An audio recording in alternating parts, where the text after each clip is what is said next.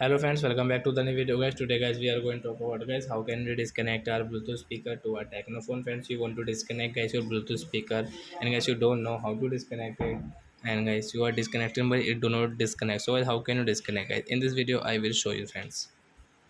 So before starting video friends, I want to tell you guys, if you new my channel, so friend, first of all go and subscribe my channel, click the bell icon and like my video. So then first of all open your phone setting to disconnect the speaker. So where we will on it, and guys you can see guys your Bluetooth settings. So friends, tap here guys this more connection setting friends. Then guys you can see your Bluetooth setting. So as you can see guys, we have connected the JBL Go speaker, but then we want to disconnect. So guys you can see right side this icon. So fans tap here and guys you can see guys disconnect option. So guys we will click on disconnect option. So guys it will disconnect. So guys we will off our Bluetooth setting and guys we will off our speaker friends.